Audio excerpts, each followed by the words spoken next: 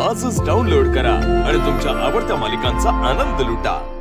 आता तुम्हाला एक काम करायचंय, उखाणा घ्यायचा आहे, पण उखाणा घेताना यातल्या एका भाजीचा संदर्भ घ्यायचा आहे.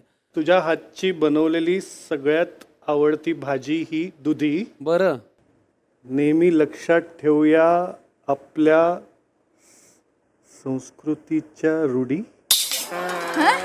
नाही धचा मा आम्ही ऐकला होता, पण धचा ढ झालेला आम्ही पहिल्यांदाच पाहिला. वा, माझ्या हातची आवडते स्वप्नीलला भाजी दुधी, हम्म. त्यामुळे स्वयंपाक करून खाऊ घालते मी त्याला ती कधी मधी.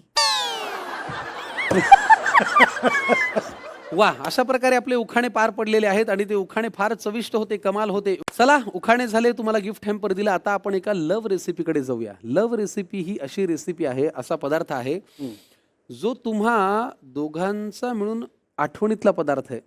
जो पदार्थ कदाचित ही फार उत्तम करत असेल किंवा तुम्ही उत्तम करत असाल, त्या पदार्थाशी निगडीत तुम्हा दोघांची जोडीची आठवणे, काहीतरी भावना आहेत. असा तुमचा पदार्थ कुठला?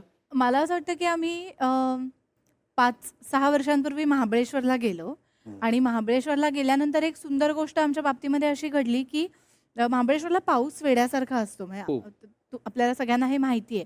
पावसाळ्यामध्ये आमचा अतिवृष्टी झाली होती आणि काही दिवसांसाठी रस्ता खचला होता, त्यामुळे शेतावरती संपर्क नव्हता. शेतावरून बाहेर पडायची सोय नव्हती आणि शेतापर्यंत पोहोचू शकत नव्हतं काही. अशा वेळी आयुष्यात पहिल्यांदा आम्हाला रानभाज्यांचं महत्त्व पटलं.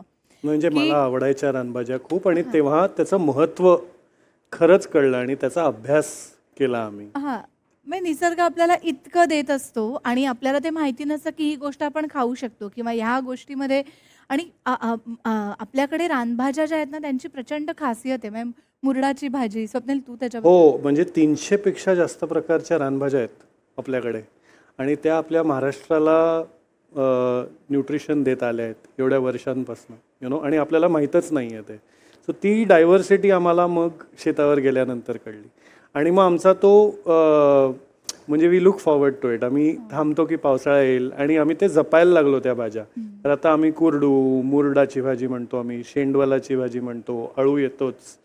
तर अशा सगळ्या भाज्या आम्ही आमच्या शेतावर अशाच म्हणजे बिया टाकल्या, आणि त्या आता बरोबर पावसाळा आला, निसर्ग पण कमाल असतो. किती छान. पावसाळा आला की त्या भाज्या येतात आणि आम्ही आनंदाने बनवतो आणि खातो. सो आमचं खरं म्हटलं तर तेच आहे. मला असं वाटतं की तेव्हा जेव्हा आम्ही कसायला सुरुवात नव्हती केली, तेव्हा आमच्यासाठी सेव्हियर भाजी होती, अळूची भाजी होती. मग आळूची वडी का मग आळूचं फतफद? अळूचं फतफद.